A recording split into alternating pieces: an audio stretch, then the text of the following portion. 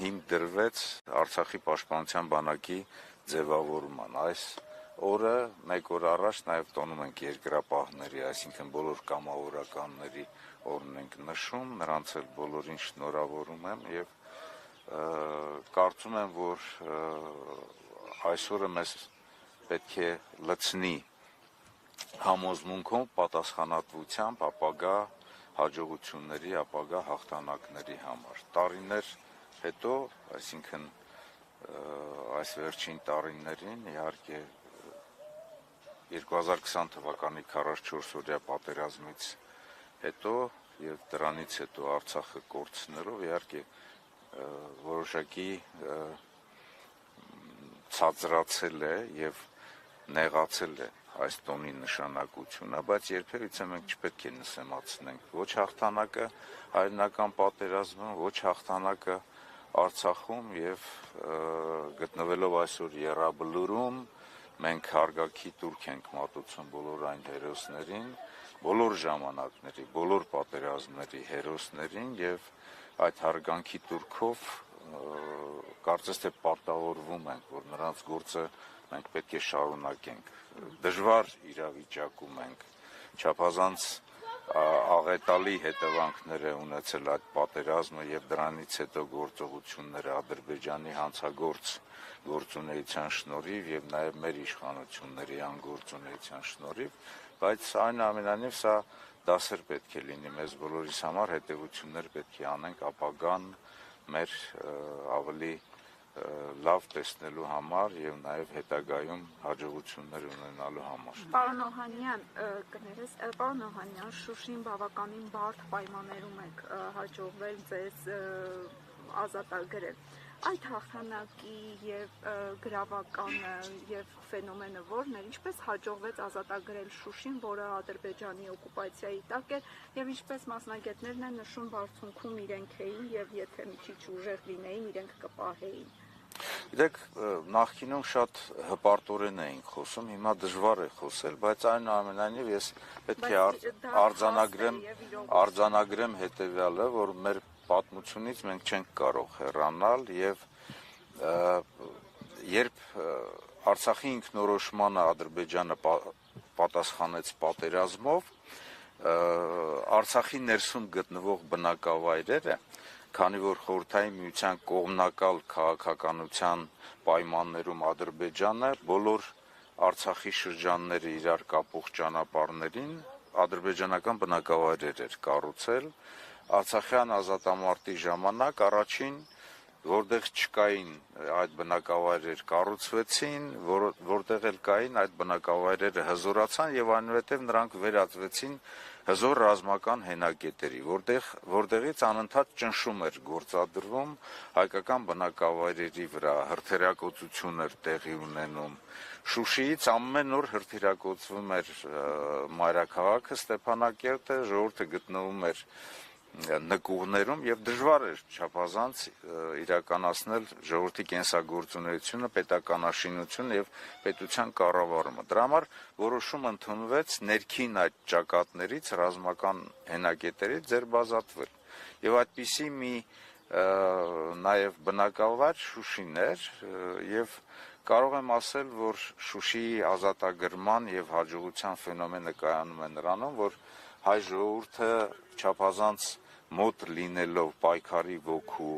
գաղափարական պատրաստականության, հայրենասիրության, գումարած դրան նաև ռազմական արվեստին տիրապետելուն, կարողացավ ժամանակակից ռազմական արվեստի համաձայն պլանավորել եւ իրականացնել Շուշիի օպերացիան։ Այն մեծ նշանակություն ունի։ Նախ եւ առաջ պատմական առումով վերականգնվեց արդարությունը եւ հայ ժողովուրդը տիրացավ Շուշիի բարձրավանդակին, երկրորդը ռազմական առումով ով տիրապետում է Շուշիի բարձրունքներին եւ ընդհանուր առմամբ Արցախի բարձրունքներին, նրանց համար մեծ այսպես հնարավորություն եւ մեծ հեռանկար է սպասվում ռազմական հաջողությունների համար։ Շուշի ազատագրումը նաև ճանապարհ բացեց Մայր Հայաստանին վերամիավորվելու եւ այնուհետև Հայաստանի հետ միասին ինտեգրված իր զարգացումը եւ անվտանգությունը ապահովելու համար կոնկրետ մարտավարական առումով այնտեղ հրամանատարներն ու ստորաբաժանումների, ջոկատների զինվորները պարզապես իրենց քաջագործությունների շնորհիվ մագլցելով այդ բարձրունքները, այդ ժայռերն ի վեր կարողացան հաղթանակ տոնել հենց Շուշիում։ Դա հպարտություն էր ոչ միայն արցախցիների, այլ նաև հայ ժողովրդի համար, որովհետև մենք մեր հաջողությունները մեջտ ունեցել ենք միասնության, այնտեղ որտեղ որ ժողովուրդը միասնական է եղել, այնուհետև այդ միասնությունը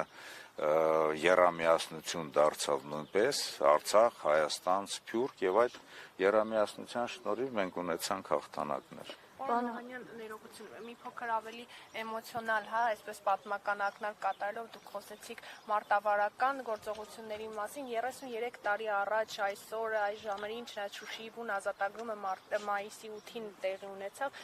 ինչ զգացողություններ էր, ինչ մթնոլորտ էր ընդհանրապես տիրում։ Տեսեք, նախ կոնկրետ իմ համար մեծ հպարտություն էր եւ ոգեվորություն, որովհետեւ ես ծնվել եմ Շուշիում եւ իմ ծննդավայրը ազատագրվեց, բայց մեծ ոգեվորություն էր ամբողջ Արցախում, որովհետեւ նախ եւ առաջ պայքարի արդյունքը հաջողություններ, այդ հաջողությունը հետագայում նաեւ հիմք հանդիսացավ բանակի զինված ուժերի ձևավորման եւ նաեւ ազատագրված ողջ Արցախի այսպես եւ անվտանգության եւ կայուն զարգացման համար։ Ի վերջո հայ ժողովուրդը իրեն տեր է զգում իր տարածքում, իր երկրամասում եւ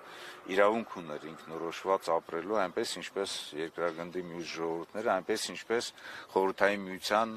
մնացած բոլոր պետություններն էին ինքնորոշվել, որովհետեւ Արցախի ինքնորոշումը ըստ էության այնպես է տեղի ունեցել Խորհրդային Միության օրենքներով, ինչպես օրինակ Հայաստանի, Ադրբեջանի եւ մնացածների եւ Արցախի ինքնորոշումը, Արցախի ազատությունը որևիցե մի կապ չունի Ադրբեջանի, ասենք, տարածքային ամբողջականության հետ։ Այդ ոգևորությունը կար եւ այդ ոգևորությունն էր, որ հիմք տվեց, որպեսզի մենք կշռադատված, սառնասիրտ որոշումներ ընդունենք, պլանավորենք ողջ պետության գործունեությունը բոլոր ոլորտներում, հատկապես պաշտպանական ոլորտում եւ ունենանք միավորված ուժերով ունենանք հաջողություններ։ Պարոն Օհանյան, ձեր թույլտվությամբ մի փոքր, այսպես այլ օրակարգի անդրադառնանք։ Օրեր առաջ ազգային ժողովում Նիկոլ Փաշինյանը հենց ձեզ էր ուղղված իր այդ խոսքը, ասաց պետք է ձեզ բոլորիդ ԱԾ պատվալները լցնեի։ Դրանից հետո էլ Ալեն Սիմոնյանն է ասում, դատախազը պետք է գա որոշ պատգամավորների հետևից։ Այս հայտարարությունները ինչ ազդակ էին, արդյոք առաջիկայում հնարավոր է ընդդիմադիրների նկատմամբ գործընթացներ սկսվեն։ Տեսեք, ընդդիմադիրների նկատմամբ գործընթացները նոր չեն, տարբեր մարդկանց նկատմամբ քրեական գործեր են հարուցվել, սկսած մեր դաշինքի ղեկավարից եւ նորություն չի, մեր դաշինքի ղեկավարը այսպես սառնասրտորեն եւ դիմացկուն կերպով տարիուկես եղել է ձերբակալված վիճակում եւ երբևիցե չի ընկճվել, այլ ընդհակառակը դրանից հետո մենք միասին շարունակել ենք մեր պայքարը, բավականին մեծ քանակությամբ պատգամավորների նկատմամբ քրեական գործեր կան, որոնք որ քննվում են, շինց ու գործեր են, շատերը դրանք չեն ընդունում, բայց այնուամենայնիվ դա դատական իշխանության նրանց անաչառ եւ անկախ գործունեության արդյունքում պետք է իրենց վերջնական լուծմանը լինի,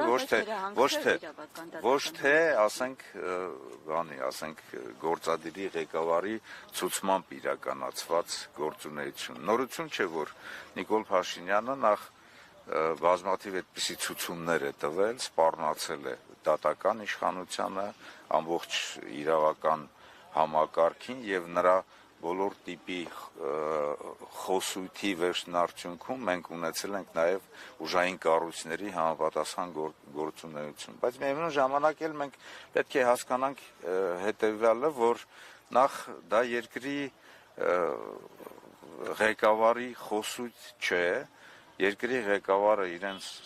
սովորական այսպես փողոցային խուլիգանի նման է պահում, հանգիստ հարց էր տրվել, որ հանրային հարթակում կան մի քանի աղմկահարույց գործեր, որոնց նկատմամբ ինչ, ասենք, հետաքրքրություն է առաջացել ժողովրդի մոտ եւ ինչ միջոցառումներ է ձեռնարկում, փոխանակ ինքը ներկայացնի եւ ասի, ինքը փոխում է ինչպես միշտ, այդ ամենը փոխում է մեր վրա, անդիմության վրա, հների վրա եւ այլն, բայց մենք այլ բան պետք է տեսնենք, որ երկրի ղեկավարը որոշակի հոգեվարքի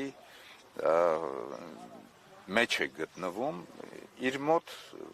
սովորաբար այդպիսի հիստերիաներ են առաջանում, երբ որ ինքը կորցնում է իր հավասարակշռությունը, գիտելիքի, գիտության, գիտակցության մթագնություն է տեղի ունենում եւ այդ ամեն ինչը վերածվում է հիստերիայի եւ տեսակ չէ, որ երկրի ղեկավարը ինչպես էր ձեռք թափ տալիս, մարդ թափ տալիս, ինչպես նախկինում, չգիտեմ, տարբեր ժեստերով խոսում, վիրավորում, դու երկրի ղեկավար ես, բոլոր այսպես կառույցները քո ենթակայության տակ են, ինչ իմաստ ունի, որ երկրի ղեկավարը ինքն է ձեռք թափ տալիս եւ այլն։ Կտեսնենք, թե իշխանափոխությունից հետո ինչպես է ինքը ձեռք թափ տալու կամ մեր նման այսպես ազատ, առանց որևիցե մի այսպես պահակախմբի քայլելու մեր երկրի վրա։ Կարծում եմ, որ այս հոգեվիճակը, որում գտնվում է Նիկոլ Փաշինյանը եւ կարելի ասել նաեւ նրա կողմնակիցները, խոսում է նրա մասին, որ իրենք կորցրել են հավասարակշռությունը եւ օրըստօրե կորցնելով իրենց ռեյտինգը, կորցնելով իրենց արժանինքները, չնայած արժանինքներ չեն ունեցել, կամաց գիտակցում են, որ իշխանության վերջը գալիս է եւ այն ամենի համար, ինչ տեղի է ունեցել եւ Արցախում եւ Հայաստանում, իրենք պատասխան են տալու։ Շնորհակալություն։